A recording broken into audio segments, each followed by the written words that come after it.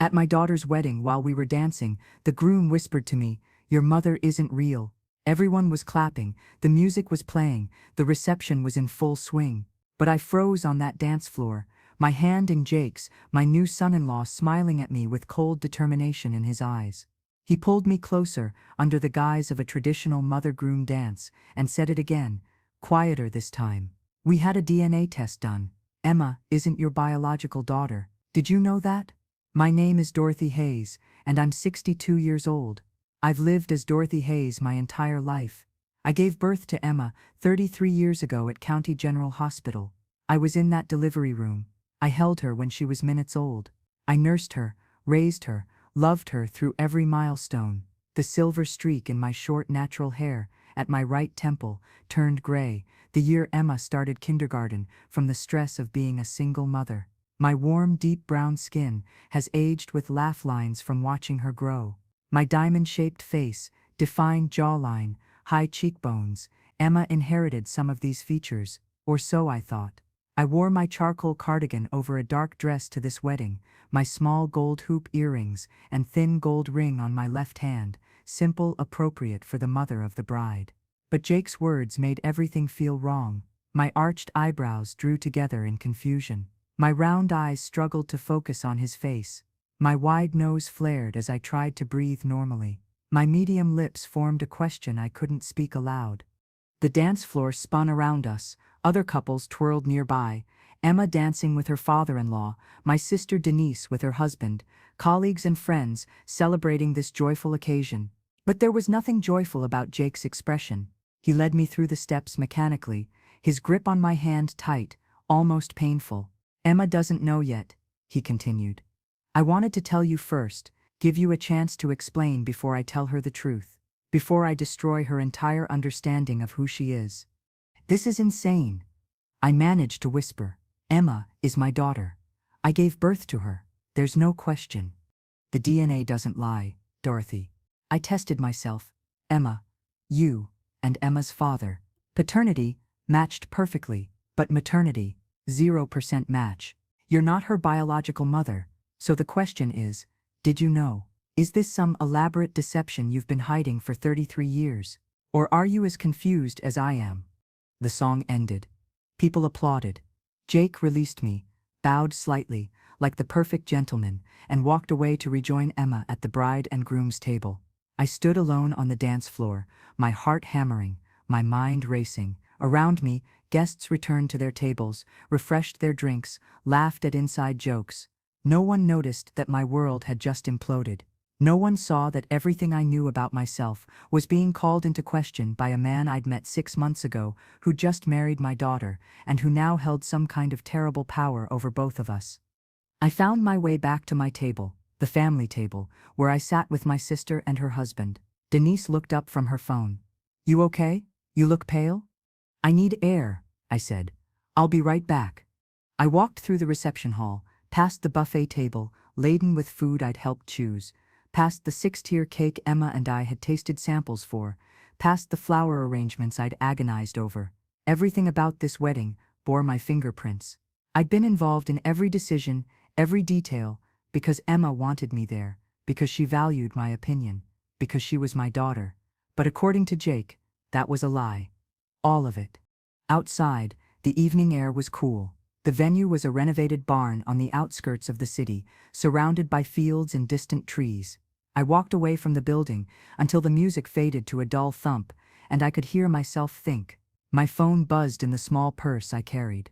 A text from an unknown number, "Meet me at the parking lot, East Side. We need to talk. Jake." I should have ignored it. I should have gone back inside, grabbed Emma, and demanded to know what the hell was happening. But some instinct told me to hear Jake out first, to understand what evidence he had before I involved my daughter in what might be nothing more than a cruel hoax. I walked to the east parking lot, where Jake stood beside a black SUV, his tie loosened, his jacket discarded. He looked younger, without the formal wedding attire, barely 30, Emma's age. They'd met at work, both software engineers, both ambitious and driven. I'd liked him initially, thought he was good for Emma. Now I wasn't sure what he was. "Show me this supposed DNA test," I said, without preamble. Jake pulled a manila folder from the SUV. Inside were lab results from a place called Gene Tech Laboratories, dated 2 weeks ago.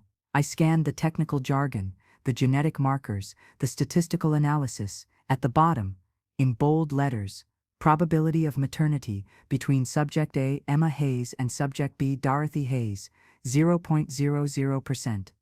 This has to be wrong, I said. Labs make mistakes, samples get contaminated. This proves nothing. I used 3 different labs, Jake said. All independent, all came back with the same result. You're not Emma's biological mother, Dorothy, and I need to know why. I need to know if my wife has been living a lie her entire life because you lied to her, or if there's some other explanation. What other explanation could there possibly be? You're suggesting that someone switched babies at the hospital? That I kidnapped a child and raised her as my own? That's absurd. Is it? Because from where I'm standing, the only absurd thing is that you've been pretending to be Emma's mother for 33 years when the science says you're not. So either you knew and you're a liar, or you didn't know and you're a victim of something I don't understand yet. Which is it? I wanted to slap him. I wanted to scream. I wanted to tear up those lab reports and pretend this conversation never happened. Instead, I said, I gave birth to Emma on March 14, 1992, at County General Hospital. I have her birth certificate. I have hospital records. I have 33 years of photographs, of memories, of being her mother. If these tests say otherwise, then the tests are wrong. Then prove it, Jake said. Go to the hospital, get the original records. Show me the delivery room logs, the nurses' notes, the footprints they take of newborns. If you really gave birth to Emma, there will be evidence. And if there is, I'll apologize. Destroy these tests and never mention it again. But if there isn't evidence, Dorothy, if the hospital records show something different, then we need to figure out what the hell happened. For Emma's sake. He had me, because the truth was, I'd never looked at those records. Why would I? I knew I'd given birth to Emma. I remembered the pain, the exhaustion, the overwhelming joy of holding her, but memory was subjective. Evidence was not. Fine, I said. I'll get the records. But Jake, if you're wrong about this, if you've upset Emma and destroyed our relationship based on faulty lab work, I'll never forgive you. If I'm wrong, you won't need to forgive me. I'll be too busy begging Emma to forgive me for doubting her mother. He got back in his SUV and drove away, leaving me standing in the parking lot with a folder full of impossible results. I didn't go back to the reception. I couldn't face Emma, couldn't smile and hug guests and pretend everything was perfect when I was holding proof that my entire life might be built on a lie. I didn't even know I was living. I texted Denise that I wasn't feeling well, that I'd taken an Uber home. Then I drove to my house, the same house where I'd raised Emma, where her childhood bedroom still held remnants of her teenage years, and sat at my kitchen table staring at those DNA results until dawn. Monday morning, I called County General Hospital. The records department informed me that files from 1992 were archived but accessible with proper identification and a formal request. It would take a week to retrieve them. I didn't have a week. Jake had given me until the end of Emma's honeymoon, 10 days, to produce evidence that contradicted his tests. After that, he'd tell Emma everything. I went to the hospital in person, showed my ID, filled out forms, explained that I needed my daughter's birth records, urgently, for insurance purposes. The clerk was sympathetic but firm. Archived records took time. Standard procedure was 7 to 10 business days, but if I came back Wednesday, she'd see if she could expedite it. I left the hospital, feeling helpless. 2 days. I had to wait 2 days while my world teetered on the edge of collapse. I considered calling Emma, telling her about Jake's accusations, warning her that her new husband was trying to drive a wedge between us. But what if he was right? What if the evidence supported his tests? I'd look like a liar, or a madwoman. Better to wait, to gather facts, to understand what I was dealing with before involving my daughter. That night, I couldn't sleep. I kept replaying Emma's birth in my mind, trying to remember every detail. The labor had started at home. Contractions every 5 minutes. I'd called my boyfriend at the time, Emma's father, Marcus, but he didn't answer. He was probably at a bar, as usual. I drove myself to the hospital, checked in at the emergency entrance because it was 2 a.m. and the maternity ward entrance was locked. A nurse named Sarah? Sandra? I couldn't remember. She'd taken me upstairs, gotten me into a gown, hooked me up to monitors. The doctor arrived hours later. The delivery was quick once it started. Emma came out crying. Healthy. Perfect. They'd put her on my chest immediately. Skin-to-skin contact, the nurse had said. It helps with bonding. But had they taken her away first?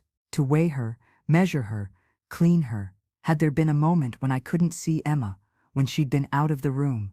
I couldn't remember. I'd been exhausted, drugged with whatever pain medication they'd given me. The first 24 hours were a blur. I remembered holding Emma, but I didn't remember the specific moment she'd first been placed in my arms. Was that normal? Or was my memory incomplete, because something had happened? Tuesday, I spent the day researching hospital mix-ups. It turned out they were more common than I'd realized. Babies swapped accidentally, given to the wrong mothers, taken home by families who never knew. Most mix-ups were discovered quickly, within hours or days. But some weren't caught for years. There were documented cases of adults discovering in their 30s, 40s, even 50s, that they'd been raised by the wrong parents. DNA testing had made these discoveries more frequent. 20 years ago, you could live your whole life never knowing. Now, consumer genetics tests revealed family secrets constantly.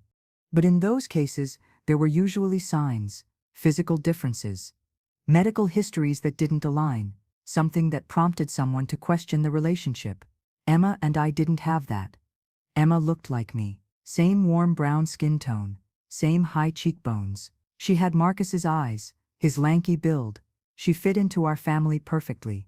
There were no red flags, no reasons to doubt. Except the DNA. Science didn't lie, Jake had said. But science could be wrong. Results could be misinterpreted. Labs could make errors. I clung to that possibility, like a lifeline. Wednesday, I returned to County General. The records clerk had good news. They'd found the file. I could review it in their office, but couldn't take it with me. Hospital policy. I sat in a small room with Emma's birth file spread before me. Admission time, 2:47 a.m., March 14, 1992. Patient name, Dorothy May Hayes, age 29. Reason for admission, labor, full-term pregnancy. Attending physician, Dr. Leonard Morrison. Delivery time, 7:23 a.m. Infant, female, 7 pounds 6 ounces, 20 inches long. Mother and infant both healthy. Standard procedures followed. Everything matched my memory. I'd given birth.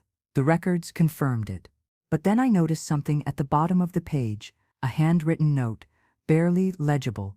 See Incident Report 031492 IR 0847. What's an incident report? I asked the clerk. It means something unusual happened that day.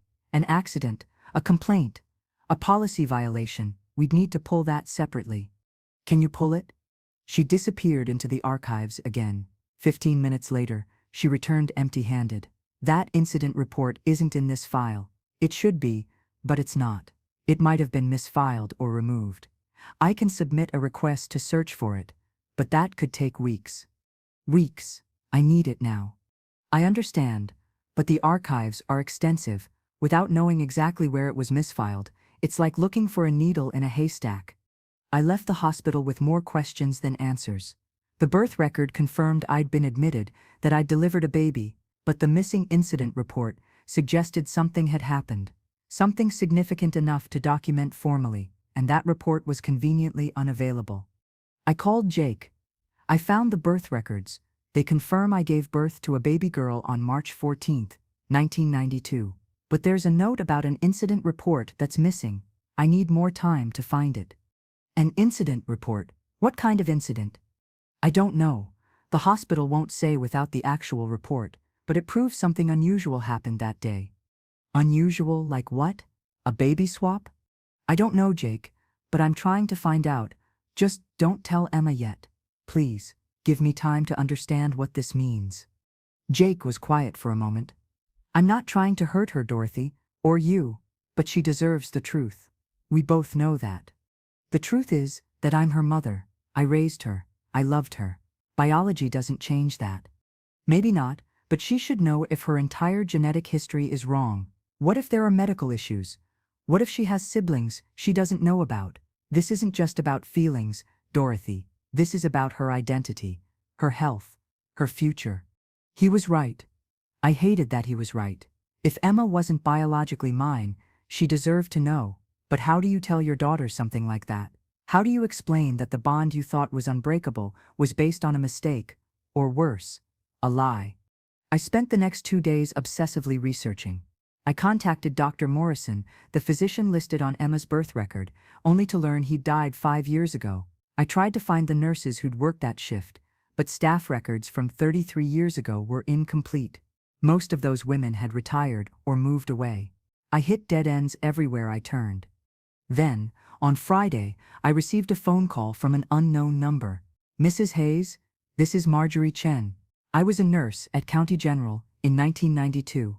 I heard you've been asking questions about a birth that occurred in March of that year. I think we should talk." We met at a coffee shop downtown. Marjorie was in her 70s, gray-haired and kind-faced. She ordered tea and sat across from me with the weariness of someone carrying a heavy secret. "I remember your case," she said without preamble. "I wasn't supposed to talk about it. We all signed NDAs. But 33 years is long enough to keep silent, especially now that Dr. Morrison is gone." "What happened?" My hands were shaking. "What was the incident?" Marjorie stirred her tea slowly. "There were 2 births that night.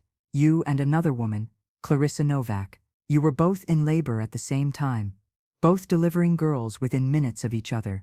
You in delivery room 2, Clarissa in delivery room 4, same hallway, same shift. After delivery, both babies were taken to the nursery for standard procedures, measuring, footprints, vitamin K shots. That's where it happened." "Where what happened?" "The babies were in identical bassinets. The ID bands were supposed to prevent mix-ups, but one of the newer nurses, her name was Jennifer, I think she'd put the wrong band on one of the infants. When she realized her mistake, she panicked. Instead of reporting it immediately, she tried to fix it herself. Removed one band, put on the other. But she wasn't sure she'd done it right. By the time she finally admitted the error, both babies had been returned to their mothers. Morrison ordered immediate genetic testing to confirm which baby belonged to which mother. But the lab made an error. Lost one of the samples. By the time they could retest, it had been 8 hours. Both mothers had been bonding with their babies. Dr. Morrison made a decision. My throat was dry. What decision? He decided not to retest. He decided the trauma of potentially separating mothers from babies they'd already bonded with was worse than the uncertainty. He told us both babies were correctly placed. He falsified the internal reports to avoid a lawsuit. And he made everyone who knew sign NDAs, promising we'd never speak about it. "So you're saying there's a 50-50 chance Emma isn't my biological daughter?" "I'm saying there was uncertainty 33 years ago, and Dr. Morrison chose to ignore it. I don't know if your daughter is biologically yours or not, but I know Clarissa Novak left the hospital with a baby girl named Sophia, and you left with a baby girl named Emma, and one of you might be raising the wrong child." The room spun. Everything I'd feared, everything Jake had suggested, was real. There had been a mix-up, or at least the possibility of one, and it had been covered up for 3 decades. "Where is Clarissa now? Where's Sophia?" "I don't know. I lost track of them years ago, but if you find them, you might have your answers." I thanked Marjorie and left the coffee shop in a daze. I spent the weekend searching online for Clarissa Novak, found dozens of women by that name, but none in the right age range or location. Then I tried a different approach. Birth records. If Sophia Novak had been born at County General on March 14, 1992, there would be a record. I went back to the hospital on Monday, armed with this new information. The clerk pulled Sophia's file, born at 7:41 a.m., 18 minutes after Emma. Mother, Clarissa Ann Novak, age 27. Father, unknown. Address, an apartment complex that had been torn down years ago. But there was a phone number. Disconnected, of course. But it was something. I hired a private investigator, a woman named Rita, who specialized in finding people who didn't want to be found. It took her 3 days.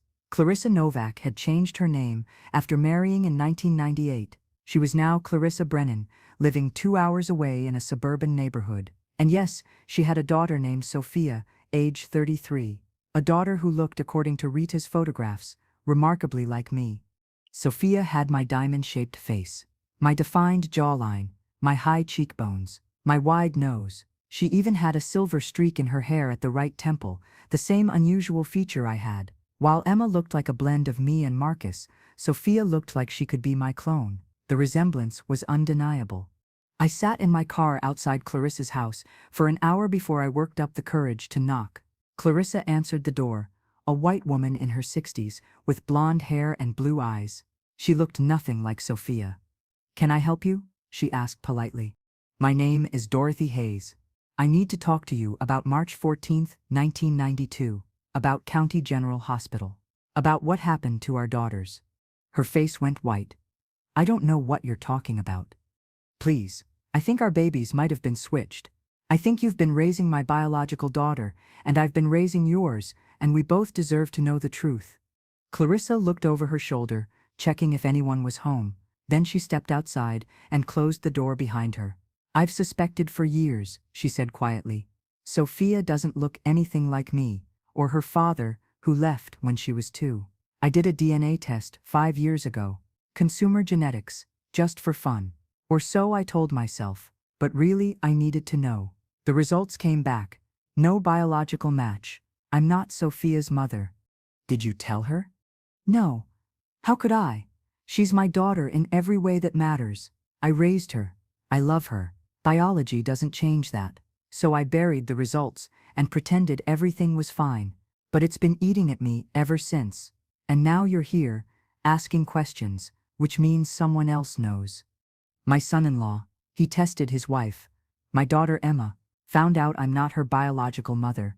He's giving me 10 days to figure out what happened before he tells her. God, what a mess. What are we supposed to do? Tell our daughters they've been raised by the wrong mothers? Introduce them to their biological mothers now, when they're adults with their own lives? This is going to destroy them. Maybe, or maybe it's the truth they deserve to know. Jake was right about that. Emma deserves to know her real genetic history. So does Sophia. We can't keep living this lie. Clarissa was crying. But they're our daughters, the ones we raised. Biology doesn't change that. No, it doesn't. But it changes everything else. We sat on Clarissa's front steps and cried together, 2 mothers who'd been robbed of something we didn't even know was missing. Finally, Clarissa said, "We should tell them together, both of them, at the same time. That way they can meet each other, meet their biological mothers, process it together." "When?" "Soon. Before your son-in-law does it for us. How about this weekend?" I agreed. Clarissa called Sophia, asked her to come home Saturday for an important family discussion. I called Emma, now back from her honeymoon, and asked her to meet me at an address I'd text her. I didn't mention Jake's tests. I didn't explain what was happening. I just told her it was urgent, and she agreed. Saturday morning, I arrived at Clarissa's house at 10 a.m. Emma pulled up 5 minutes later, confused to see me there. Sophia was already inside, equally confused. Clarissa and I led them into the living room, and then we told them everything. We told them about the births at County General, about the nurse's mistake, about Dr. Morrison's cover-up, about the DNA tests that proved neither Clarissa nor I were their biological mothers, about the resemblance between Sophia and me, between Emma and Clarissa. We laid out all the evidence, the lab results, the private investigator's photos, Marjorie Chen's testimony, and then we waited. Emma looked at me with betrayal in her eyes. You knew I wasn't your daughter, and you didn't tell me." "I just found out. Jake told me at your wedding. I've been investigating ever since." Emma turned to Jake, who'd been sitting silently beside her.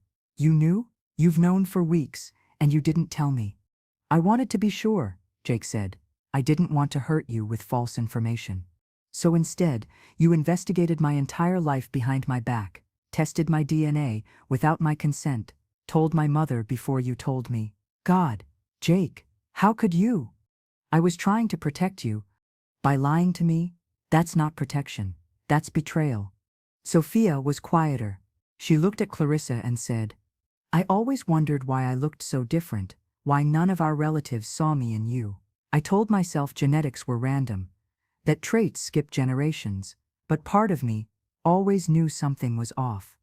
I'm sorry, Clarissa said. I should have told you when I found out, but I was scared. I didn't want to lose you. You're not losing me, Mom. You raised me. You're still my mother. But, Sophia looked at me. Can I ask you something? Did you ever wonder? Did you ever look at Emma and think something was wrong? I shook my head. Never.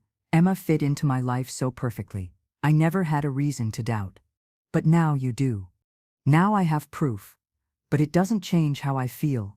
Emma is my daughter. She always will be. Emma stood up abruptly. I need air. I can't process this right now. She walked out, and Jake followed her. Through the window, I watched them argue in the driveway. Emma was crying, gesturing wildly. Jake was trying to hold her, but she pushed him away. Sophia stood too. I should go. This is a lot. I need time to think. She hugged Clarissa, then paused in front of me. I don't know what to call you. Mom feels wrong. Dorothy feels too formal. Call me whatever feels right, I said. There's no rulebook for this situation. Sophia left. Clarissa and I sat in her living room, exhausted and heartbroken. What now? Clarissa asked. I don't know. We told them the truth. Now we live with the consequences. The consequences were brutal. Emma stopped returning my calls. Jake sent me a text. Emma needs space. Please respect that. Sophia reached out once, asking for medical history information. I sent her everything I had. My health records, my parents' causes of death, my family's cancer rates and heart conditions. She thanked me politely and disappeared again. A month went by, then two. I attended a support group for adoptive parents, even though I wasn't technically an adoptive parent. I was a biological stranger who'd unknowingly raised someone else's child. The other parents were sympathetic, but couldn't fully understand. Their situations were chosen. Mine was thrust upon me. Denise visited often. She'd always loved Emma, had watched her grow up, had been at her graduation, her wedding. She'll come around, Denise said. She's processing. Give her time. What if she doesn't? What if I've lost her forever? You haven't lost her. You raised her. That bond doesn't break because of DNA. But it felt broken. It felt like everything I'd built over 33 years had collapsed in a single revelation. I'd been a mother for most of my adult life. Now I didn't know what I was. 3 months after the revelation, Emma finally called. Can we meet? I want to talk. We met at a park near her house. She looked tired, like she hadn't been sleeping well. Dark circles under her eyes, her hair pulled back in a messy ponytail, so different from the glowing bride I'd watched walk down the aisle just months ago. We sat on a bench overlooking a pond where ducks paddled lazily through the afternoon sun. I've been angry, she said, without preamble. Angry at you, at Jake, at the hospital, at Dr. Morrison. Angry at the universe for letting this happen. I've been to therapy twice a week. I've screamed into pillows. I've broken dishes. I've written letters I'll never send. And through all of that, I kept coming back to one question. Who am I? You're Emma, I said. You're the same person you've always been. Am I? Because everything I thought I knew about myself was wrong. My genetic history, my ancestry, my predisposition to diseases, all of it was based on you and Dad. But you're not my biological parents. So who am I genetically? What am I carrying in my DNA that I don't know about? What if I have some hereditary condition from Clarissa's side that could affect my kids someday? Jake and I have been talking about starting a family, but how can I do that when I don't even know my own genetic background? These were questions I hadn't considered. I'd been so focused on the relationship aspect, on whether Emma still saw me as her mother, that I'd overlooked the practical implications: medical history, ancestry, identity, all the things that shape how we understand ourselves. That's why you need to get to know Clarissa, I said. She can give you that information. She can tell you about her family's health history, her ancestry, all the things you need to know. I know. And I've been talking to her. She's been incredibly generous with information. But it's weird, Dorothy. She's technically my biological mother, but I feel nothing for her. No connection. She's just a nice woman who happens to share my genes. Whereas you, Emma's voice cracked, you're the person I want to call when something good happens. You're the person whose opinion matters to me. You're the person I think about when I'm making major life decisions. You're my mom, not because of biology, but because of everything else." I started crying. I was so afraid I'd lost you. You haven't. But things are different now. I have questions about my biological family, about Clarissa and her relatives, about my genetic history. I need to explore that. Not because I want to replace you, but because I need to understand the full picture of who I am. And I've been talking to Sophia. We're trying to build a relationship. It's weird and awkward. We're strangers who are supposed to be sisters, or something like sisters. We don't have shared childhood memories. We don't have inside jokes. We're just two women connected by this bizarre circumstance, trying to figure out what that means. How is Sophia handling all this? Better than I am, honestly. She said she always felt like she didn't quite fit in Clarissa's family. Like something was off. When she found out about the swap, it actually answered questions she'd had for years. For me, it just created new questions. I fit perfectly in your family. I never doubted I belonged. So having that certainty ripped away has been devastating.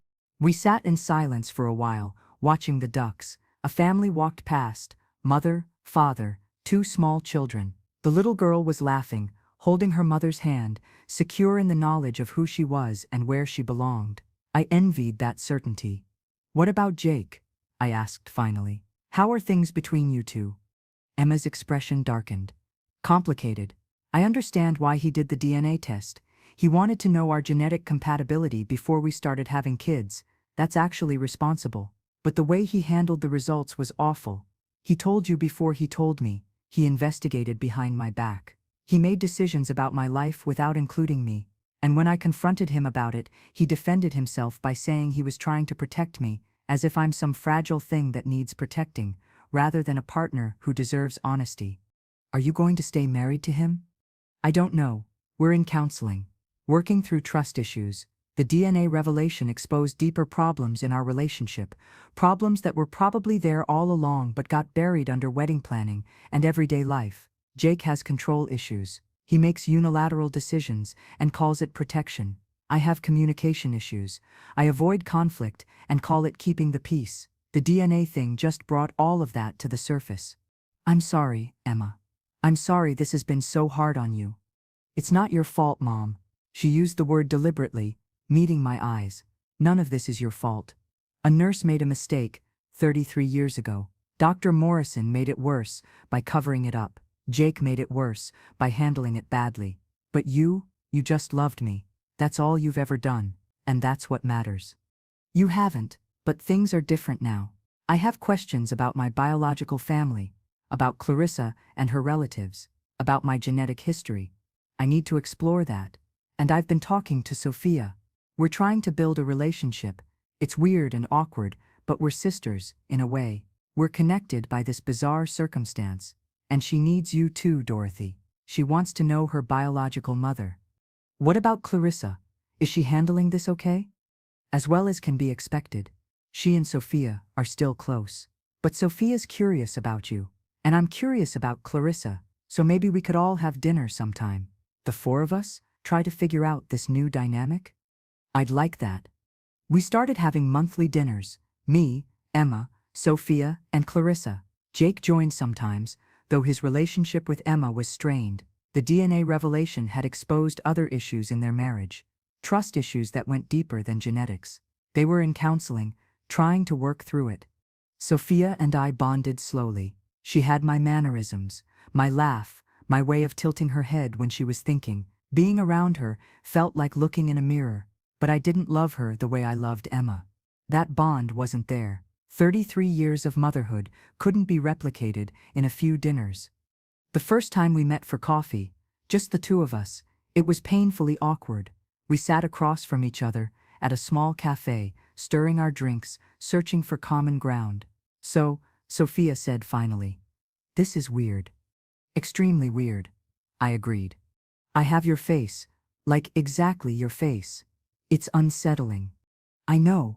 When I first saw your photograph, I thought someone had photoshopped me into it." She laughed, and it was my laugh, the same slightly nasal sound I'd always been self-conscious about. Clarissa used to say I laughed like her mother. Turns out I laugh like you. Biology is strange, I said. You got my diamond face shape, even the silver streak, but Emma got my personality, my mannerisms, nature versus nurture. Do you regret it? Raising Emma instead of me? The question caught me off guard. No, I don't regret loving Emma, but I wonder about the alternate timeline, the one where the nurse didn't make a mistake.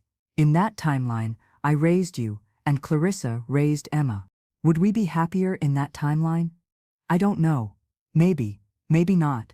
All I know is that this timeline gave me Emma, and I can't regret that. Sophia nodded. Clarissa feels the same way. She loves me, but it's hard for her too. She looks at Emma and sees hints of herself. Over the following months, Sophia and I met regularly, not as mother and daughter, that ship had sailed, but as two people trying to understand each other. She told me about her childhood with Clarissa.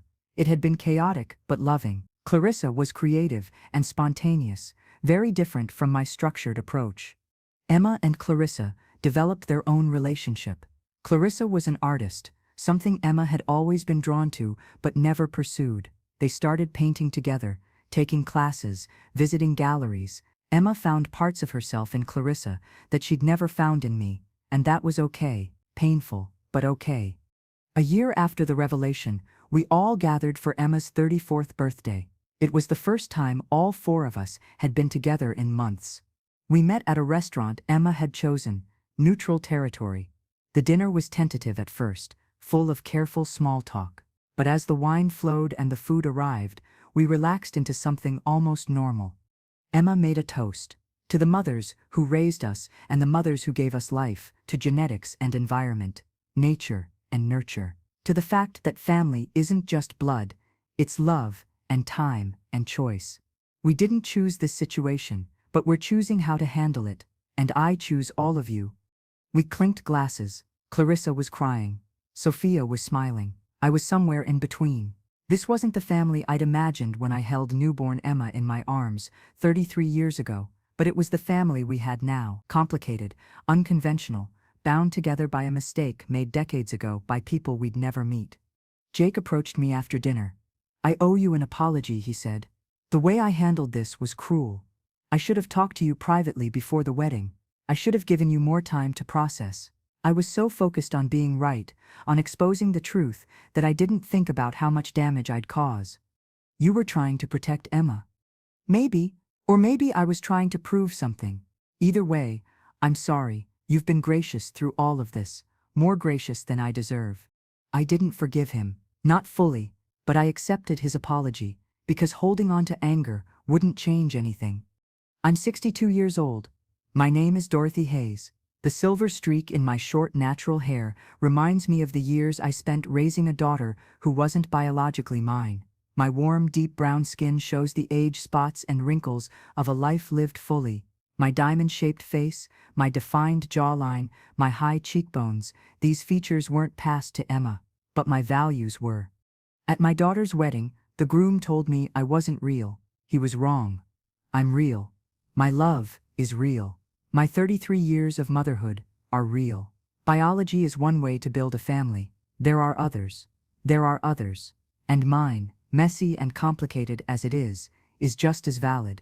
I have 2 daughters now. One I raised, one I gave birth to. I love them differently, but I love them both, and they love me in their own ways. Emma calls me Mom. Sophia calls me Dorothy. Both are correct. The DNA test didn't take away my motherhood. It just showed me that motherhood is more expansive than I'd imagined, that you can mother a child who doesn't share your genes, that you can be mothered by someone who didn't give birth to you. That family is built through daily acts of love, not through genetic accident. I attend Emma's events and Sophia's events. I've learned about Clarissa's family history and shared my own. I've gained a sister in circumstance in Clarissa, a woman who understands what I'm going through because she's going through it too. And sometimes, late at night, I wonder about the nurse who made that mistake 33 years ago. Jennifer, Marjorie had called her. I wonder if she knows what happened, if she's carried guilt all these years, if she's even alive. I don't hate her. How can I hate someone who accidentally gave me Emma? My life would have been entirely different without that mistake. I would have raised Sophia, loved Sophia, built memories with Sophia, and that would have been wonderful too. But I can't regret the life I had, even if it was built on an error. The human experience is messy. We make mistakes. We live with consequences. We adapt.